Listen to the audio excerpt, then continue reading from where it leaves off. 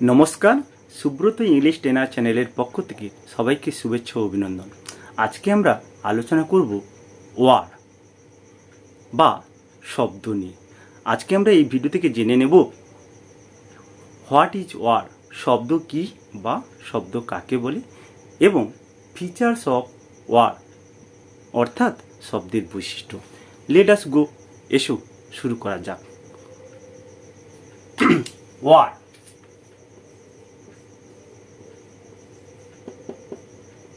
আমরা জানব ওয়ার্ড কি বা কাকে বলে। যখন এক বা একাধিক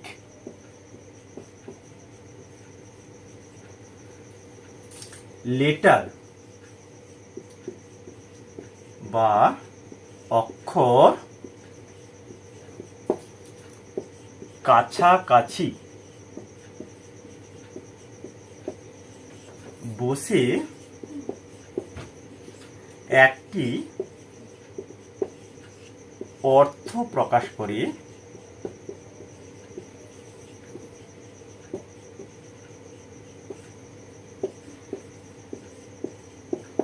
তখন সেই অক্ষর সমষ্টি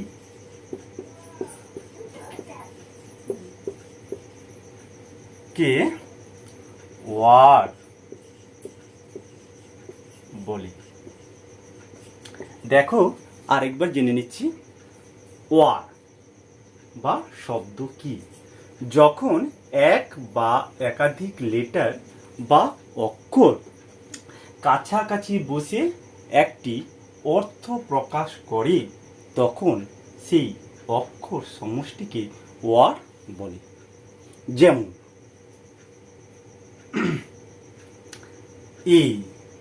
এ মানে একটি অক্ষর রয়েছে।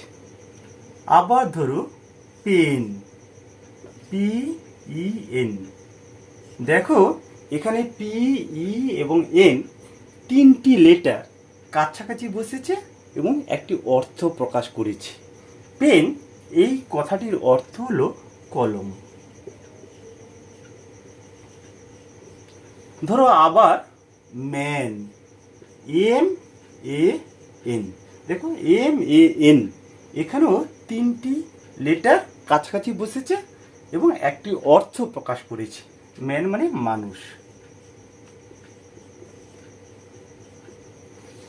তাহলে আমরা যেটা বলেছিলাম এক বা একাধিক লেটার, দেখো এতে একটি লেটার এবং পেনেতে একাধিক লেটার। তাহলে এক বা একাধিক লেটার যখন কাছাকাছি বসে একটি অর্থ প্রকাশ করে তখন সেই অর্থপূর্ণ অক্ষর সমষ্টিকে ইংরেজিতে বলা হয় ওয়ার্ড। তাহলে বুঝতে পারলে তোমরা। এরপর আমরা জানব ফিচার্স অফ ওয়ার্ড অর্থাৎ ওয়ার্ডের বৈশিষ্ট্য কী বা ওয়ার্ড হতে গেলে তার মধ্যে কি কি বৈশিষ্ট্য বা গুণাবলী থাকবে। ফিচার্স অফ ওয়ার্ড, ওয়ার্ডের বৈশিষ্ট্য বা গুণাবলী। এক,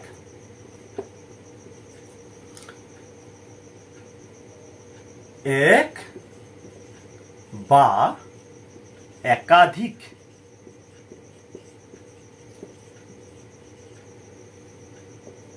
লেটার কাছাকাছি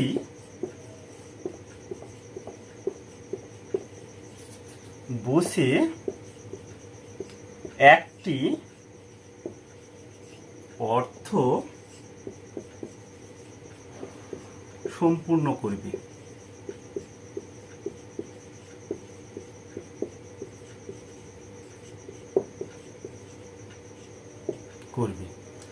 এক বা একাধিক লেটার কাছাকাছি বসে একটি অর্থ সম্পূর্ণ করবে। যেমন আমরা আগে উদাহরণ দিয়েছিলাম পেন, PEN। পেন মানে কলম, ম্যান, MAN, ম্যান মানে মানুষ। দেখো এখানে পেন এবং ম্যান, এগুলো পেনেতে PEN তিনটি লেটার কাছাকাছি বসে অর্থ প্রকাশ করেছে, সুতরাং এটা একটা শব্দ। ম্যান পরের উদাহরণ, MAN, এখানেও MA এবং N তিনটি লেটার কাছাকাছি বসছে এবং একটি অর্থ প্রকাশ করেছে, সুতরাং এটিও একটি শব্দ। যদি আমরা এইভাবে বলি NEP, পেনেতে যেই লেটারগুলো ছিল সেই লেটারগুলোকেই আমরা বসিয়েছি কাছাকাছি, দেখো NEP। কিন্তু এখানে দেখো NEP এটার দ্বারা কোনো অর্থ প্রকাশ হচ্ছে না, সুতরাং এটা শব্দ নয়। তাহলে শুধু কাছাকাছি বসলেই হবে না, তার দ্বারা কি হতে হবে, একটি অর্থ প্রকাশ করতে হবে, তখনই আমরা সেটাকে শব্দ বা ওয়ার্ড বলবো। এখানেও সে একই রকমভাবে ANM যদি আমরা বলি, এখানেও ম্যানেতে যেই লেটারগুলো আছে এখানেও সে একই লেটারগুলো কাছাকাছি বসেছে, কিন্তু অর্থ প্রকাশ হচ্ছে না, সুতরাং ANM এটি একটি ওয়ার্ড নয়। সুতরাং আমরা জানতে পারলাম যে এক বা একাধিক লেটার শুধু কাছাকাছি বসলেই হবে না, তার দ্বারা কী করতে হবে, একটি অর্থ প্রকাশ করতে হবে, আর যদি অর্থ প্রকাশ করে তখনই আমরা সেগুলোকে শব্দ বলবো। 2 নম্বর নিয়ম, প্রতিটি ওয়ার্ড এর মধ্যে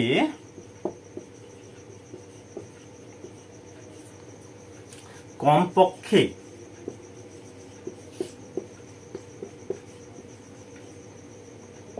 একটি ভাওয়েল থাকবে। তাহলে প্রতিটি ওয়ার্ডের মধ্যে কমপক্ষে একটি ভাওয়েল থাকবে। যে উদাহরণগুলো দিয়েছিলাম সেই উদাহরণগুলোই আবার বলছি, দেখো পেন PEN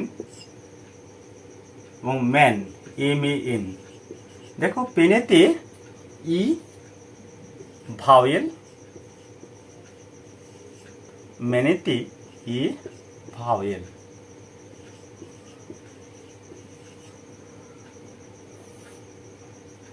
ম্যানেতে এ ভাওয়েল, সুতরাং বুঝতেই পারলে যে প্রতিটি ওয়ার্ডের মধ্যে কি থাকতে হবে, অবশ্যই একটি অন্ততপক্ষে ভাওয়েল থাকতে হবে। Without vowel there will be no word, অর্থাৎ যদি ওয়ার্ডের মধ্যে কোনো ভাওয়েল না থাকে তাহলে সেটা কোনো ওয়ার্ডই হবে না। দেখো স্কাই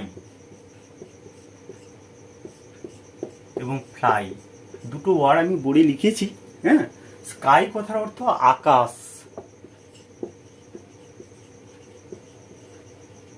ফ্লাই কথার অর্থ মাছি।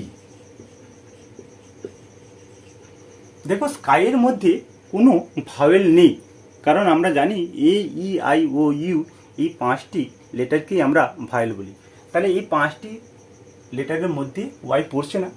হ্যাঁ, সুতরাং তাহলে এখানে কোনো ভাওয়েল নেই। আবার যে উদাহরণটা দিয়েছি ফ্লাই FLY, এখানেও দেখো ওয়াই আছে, কোনো ভাওয়েল নেই, তাহলে এটা তো শব্দ হয়ে যাচ্ছে।